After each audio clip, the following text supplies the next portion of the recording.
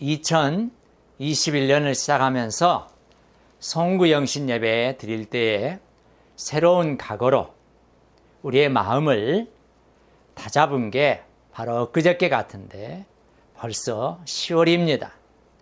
어떤 분들은 그러더라고요. 이제 금년도 100일도 안 남았다고요. 정말 세월이, 이 시간이 화살처럼 날아가는 것 같습니다. 할렐루야. 보냄교회 성도 여러분, 한 주간도 강건하셨습니까? 오늘은 전도서 11장 9절 말씀을 중심으로 함께 은혜를 나누고자 합니다. 하나님의 사람 모세는 시편 90편 10절에서 이렇게 말했습니다. 우리의 연수가 70이요 강건하면 80이라도 그 연수의 자랑은 수고와 슬픔뿐이요 신속히 가니 우리가 날아가나이다. 이와 같이 시간이라고 하는 것, 세월이라고 하는 것은 한 번 가면 되찾을 수 없기 때문에 주어진 하루하루를 잘 살아야 되는데 시간을 허비하고 낭비해서는 안 되는데 그게 마음처럼 쉽게 되는 것 같지는 않습니다. 빠삐용이라고 하는 영화에 보면 이 빠삐용이 감옥에 있을 때 한 번은 꿈을 꾸게 됩니다. 그 꿈 속에서 빨간 망토를 입은 심판관 앞에서 이 빠삐용은 자신이 사람을 결코 죽이지 않았다고, 그래서 무죄라고 주장을 합니다. 하지만 이 심판관은 빠삐용의 억울한 살인죄를 다루지 않았습니다. 대신 빠삐용이 생각지도 못한 죄를 떠올리게 합니다. 그것은 다름 아닌 인생을 허비한 죄였습니다. 그리고 그 죄에 대한 결과는 죽음이라고 선언합니다. 자신의 살인죄에 대해서 무죄를 주장하던 이 빠삐용도 심판관의 이런 지적 앞에서 꼼짝 못하고 자신의 유죄를 인정하고 받아들입니다. 빠삐용의 꿈에 등장한 이 심판관은 인생을 허비한 죄는 인간이 저지를 수 있는 최악의 죄라고 지적합니다. 사랑하는 성도 여러분, 이 꿈속에서의 판결은 매우 의미심장한 듯 합니다. 이 장면에서 우리는 큰 도전을 받게 됩니다. 과연 우리의 인생에서 허비되는 구석은 없는지를 다시 한번 생각하게 됩니다. 오늘 전도서 본문 11장 9절의 말씀을 보면 우선 첫 번째로 마음에 원하는 길들을 따라가 보라고 말하고 있습니다. 즉 마음이 이끄는 대로 어디나 걸어가 보라 하는 것입니다. 다음으로 눈이 보이는 대로 행하라고 말하고 있습니다. 즉 눈으로 보기에 좋아 보이는 곳은 어디나 걸어가 보라 하는 것입니다. 이 두 가지를 합치면 결국은 마음대로 살아보아라 하는 것이죠. 그런데 그 다음 말씀은 무엇으로 시작합니까? 그렇습니다. 바로 그러나라고 하는 말씀입니다. 그러나 하나님이 이 모든 일로 말미암아 너를 심판하실 줄 알라 하는 것입니다. 마음대로 보고 마음대로 가고 마음대로 살았던 그 모든 것들에 대해서 하나님의 심판을 받게 될 것이라 하는 것입니다.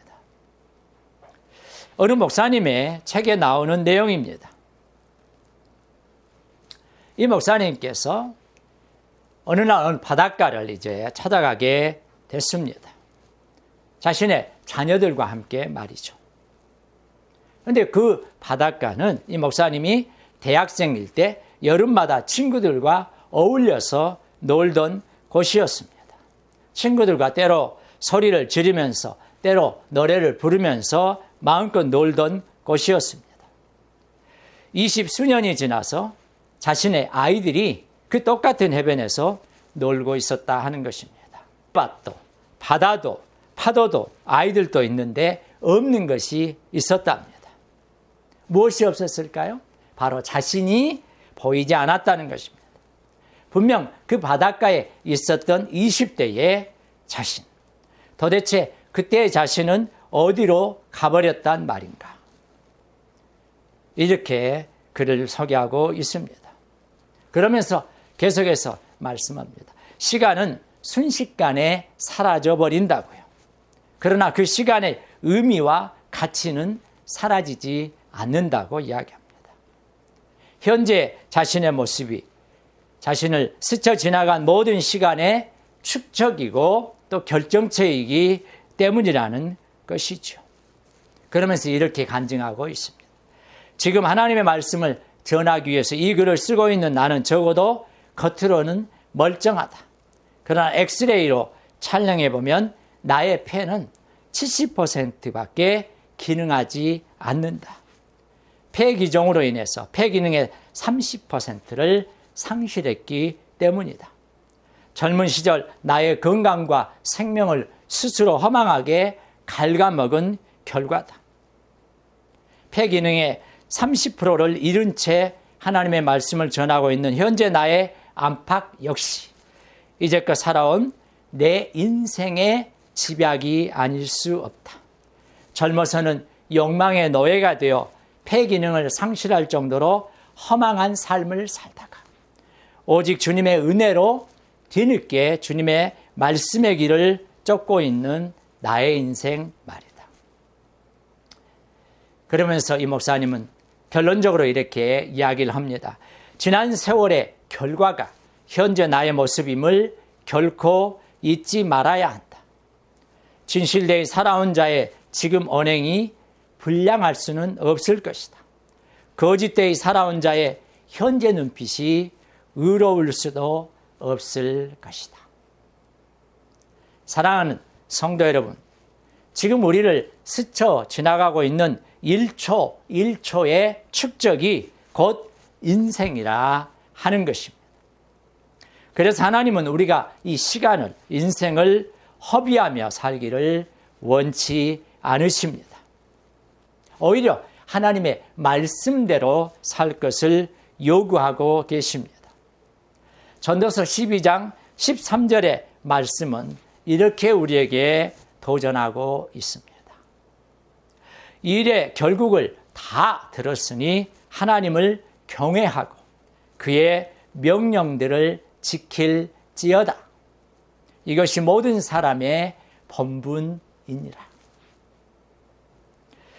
여러분, 우리 하나님은 우리가 창조주를 기억하며 살기 원하십니다. 우리가 하나님을 경외하고 그분의 명령들을 지키기를 원하십니다.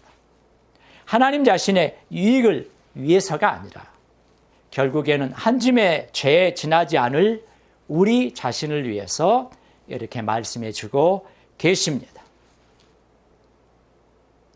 시편 90편 12절에 모세의 기도처럼 우리의 남은 인생을 계수, 즉 똑바로 바르게 세면서 살아가는 지혜로운 자들이 다 될 수 있기를 주님의 이름으로 축원합니다.